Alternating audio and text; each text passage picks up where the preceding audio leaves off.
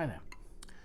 Following the death a couple of weeks ago of one of the Loire Valley's most respected viticulturists and winemakers, Jacky Blot, I thought it would be respectful to have a look at some of his wines. So here I have today a bottle of Montlouis.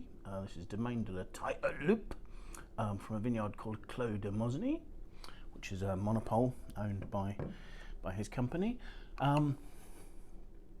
Jacky came to wine not through a long family connection with winemaking, but because he'd been a wine trader and a merchant, and had a love for wine. And so in 1988 he made the leap into production by buying Domaine de la Taille aux Loups, which at that stage was an 8-hectare domain with fantastic vine resources, in that the most of the vines were between 50 and 75 years old. This was in Montlouis, not a particularly well-known appellation at all. In fact, very much overshadowed by its neighbour, Vouvray. And Jacky did an awful lot to put Montlouis on the map, to gain it recognition as a quality producing area. By the time of his passing, I think the estate had about 70 hectares of vines, not just in Montlouis, also in Bourgogne, making red wines, and in Vouvray as well. He seemed to be a very gifted winemaker. I mean, he made white wines, he made red wines, he made sweet wines, he made dry wines, he made still wines and sparkling wines, and always had a really expert touch, a deft ability to make a balanced wine. And his ability was actually tempered with a real kindness and a humility that I think endeared him to his customers, to his fellow winemakers.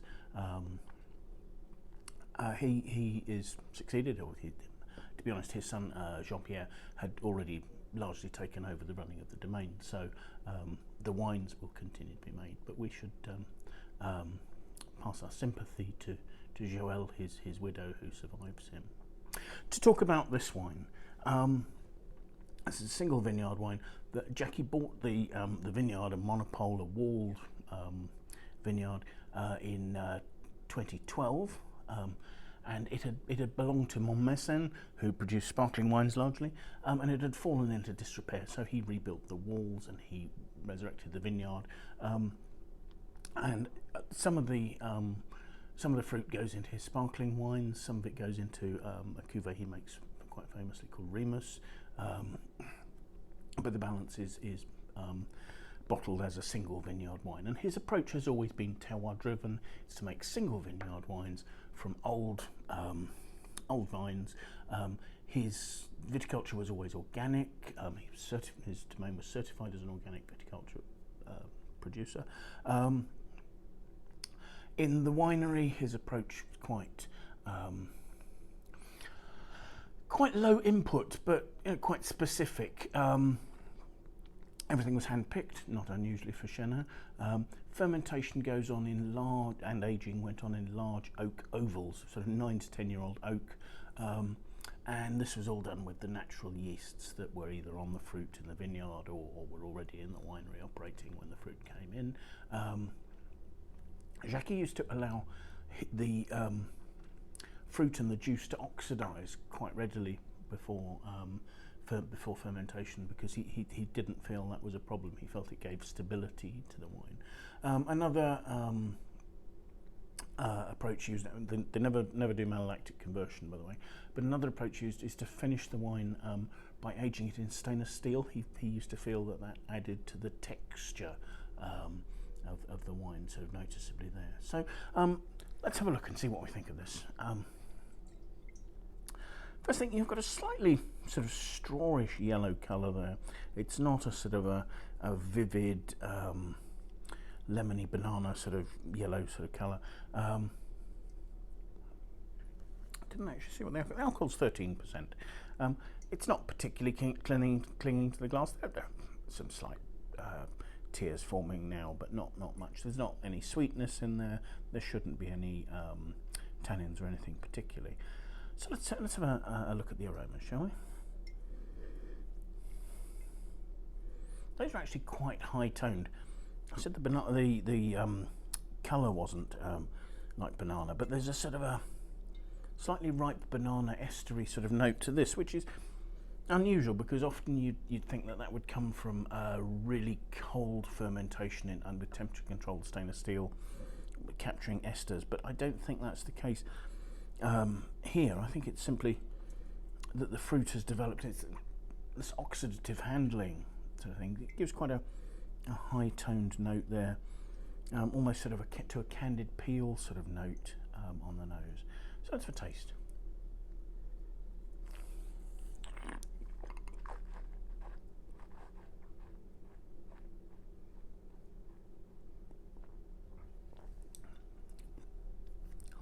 Gosh, on the palate that's got real presence. It's dry. It's got some real mouth-watering crispness coming through there. Remember, it's not done its malolactic conversion, so there's that sort of tart green malic acid at the front there. But behind it there is this lovely, rich, almost sort of creme brulee-like note. Slightly perhaps sort of bruised apple, bruised pear, those sorts of things. There's a really lovely weight to the wine, and I think that's the texture that we're talking about, perhaps from aging in stainless steel for a while. It certainly is a fantastic texture, almost like sort of pear skin, and yet it doesn't feel drying and phenolic.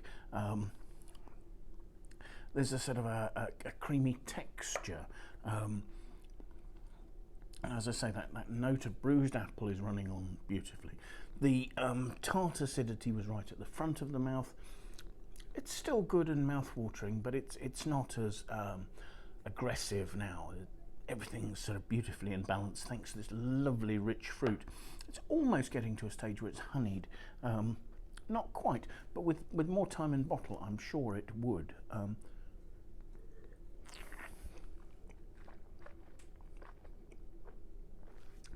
There's almost a dusty, flinty note. I suppose that's a fermentation aroma.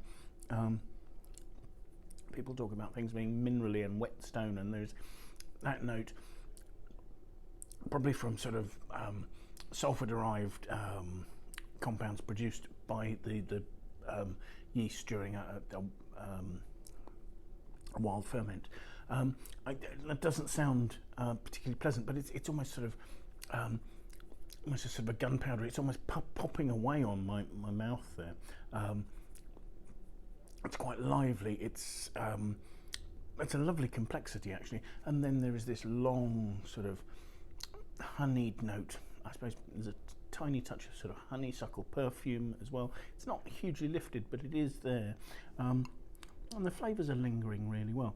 That's an incredibly accomplished wine. It's just so together. It's got weight without being heavy. The alcohol's not showing at all on the finish there, and the finish is just enduring. It's the flavours are lasting beautifully. I mean, I'm sure given 5 or 6 years, this would sort of develop more of those honeyed flavours and would last even longer. But yeah, just at the moment, that's a really really enjoyable wine. So thank you very much for joining us. I hope you found that interesting. Do please follow us on YouTube. If you're looking for more information about the wine and prices, there's a link below that will take you to our website and give you all those details. I hope you've enjoyed the video, and I hope you'll join us again. Bye now.